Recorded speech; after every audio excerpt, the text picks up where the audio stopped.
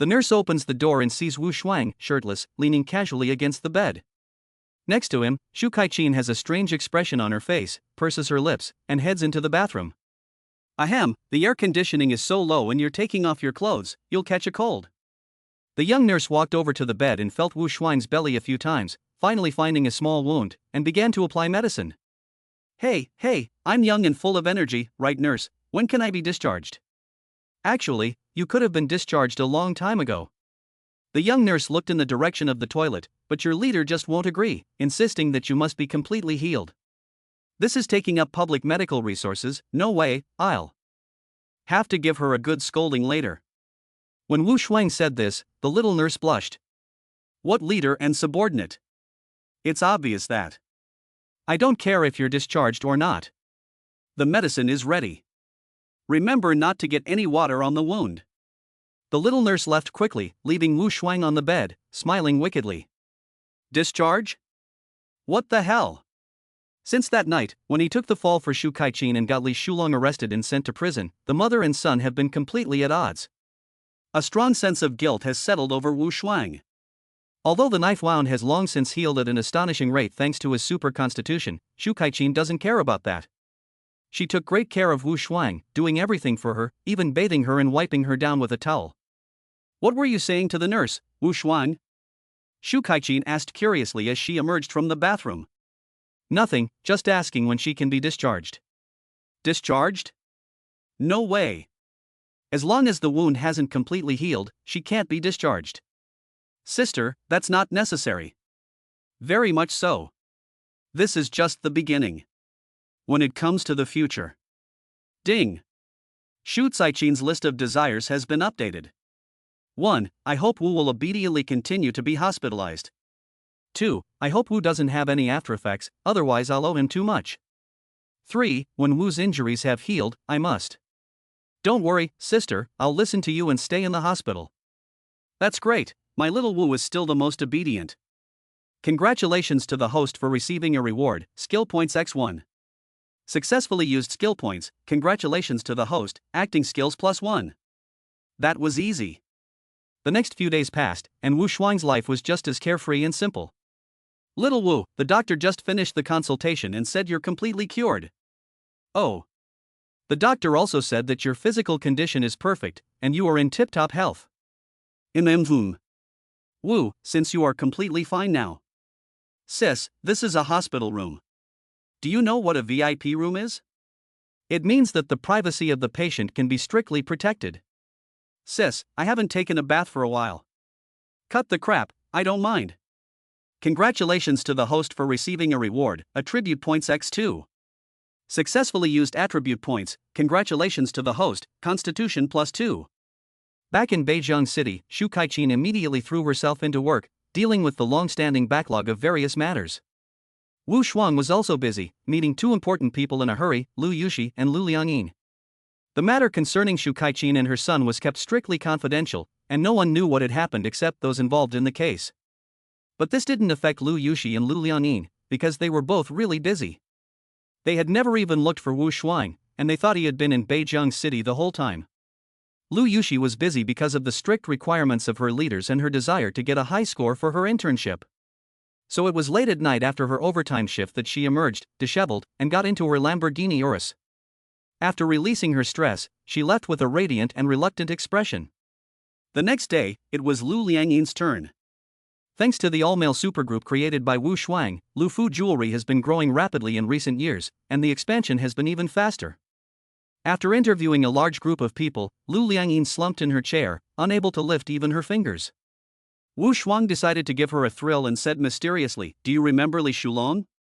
"Yes, that dog." Lu Liangyin is just this kind of character, she loves to the death and hates to the teeth. I heard that he seems to have gone crazy. I feel that you should be interested, so I had someone record a video. Wu Shuang took out her phone and pressed the play button. In the video, Li Shulong, dressed in a prison uniform, was crouching in the toilet and gobbling food. He kept mumbling, "Eat shit. I've already eaten it, so why aren't you eating it, you surname Wu? That's disgusting." Lu Liangyin frowned as she watched, "But I like it. It's so satisfying. By the way, why did he go crazy?"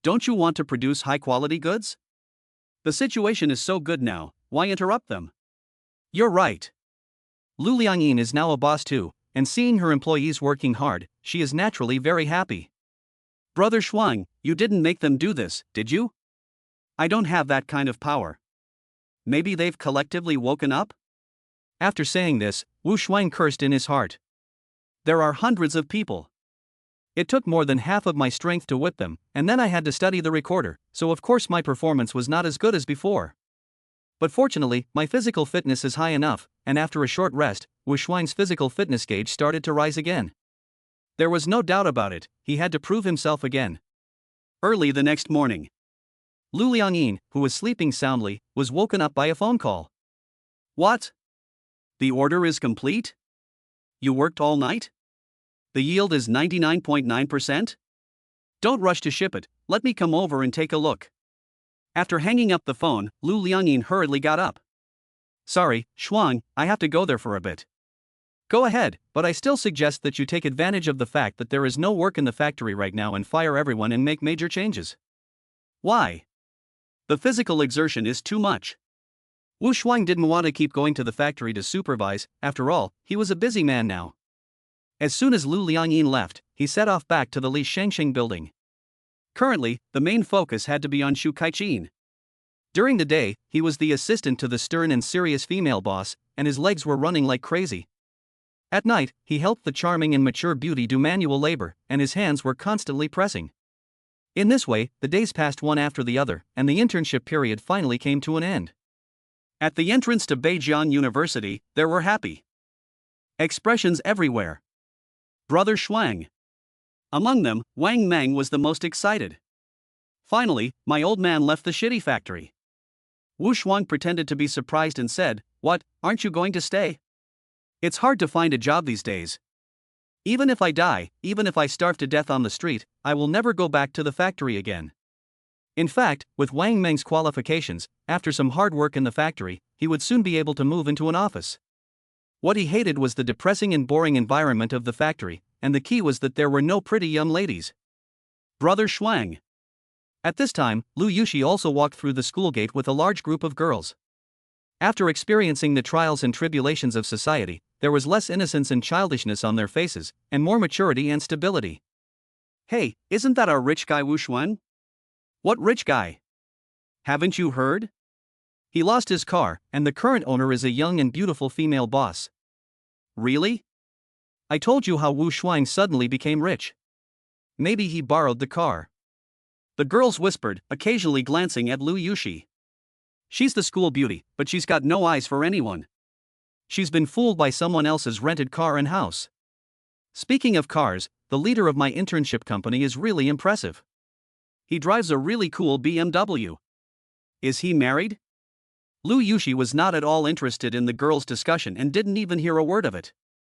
She ran excitedly over to Wu Shuang, hooked her arm around his thick arm, and immersed herself in the sweet embrace. Classmates, hurry up and put your luggage back in the dormitory. The internship results recognition meeting will start soon. What? So soon? What's there to commend? This time, the one who's going to steal the show is definitely Chen Kai. Really? I heard that he performed so well during his internship that not only was he retained, he was also promoted to supervisor. God, it's so frustrating to see someone so successful. Chen Kai is one of those honest and quiet types at school, with a very low sense of presence. He had a secret crush on Lu Yushi for many years, but never dared to make a move, until Wu Shuang stole his chance. Mengzi, which company is Chen Kai interning at? Wu Shuang asked, slightly curious. Brother Shuang, it seems to be the Beijiang branch of Qixing Group. Oh, I see. Since there were only a few days left until graduation, Wu Shuang simply didn't bother going back to the dormitory, and pulled Lu Yushi directly into the auditorium of the commendation meeting. Inside, they saw a sea of people and a lively atmosphere, with a skinny boy wearing glasses in the center of it all, beaming with pride. What can I say? After all, I am the youngest supervisor in the history of Qixing Group, and I am still much better than some people who run errands for the leaders in big companies. Besides, Qixing Group is much bigger than Lishengsheng Group in terms of scale. A group of jealous people who hated Wu Shuang got together and were talking behind his back without restraint. What a nerve! What supervisor? He is just an employee. My Shuang brother is. Lu Yushi was about to lose his temper, but Wu Shuang held him back. Why bother? Just let go and don't get involved with idiots. Who are you calling an idiot? Chen Kai, who had previously been timid, strutted over with arrogance. Wu Shuang, I heard that you help your boss with tea and foot washing all day long just to get ahead. Is that true? He also looked at Lu Yushi without restraint. School is school, society is society. Some people don't understand that a man with a promising future is the most sought after until after they graduate. Get out. Chapter 47, The Small Temple Cannot Hold His Great Buddha. Ding. Lu Yushi's list of desires has been updated. 1. That annoying Chinkai really annoys me, I really want him to disappear quickly. 2. Brother Shuang is really something, he's actually so low-key, I really want him to steal the show again.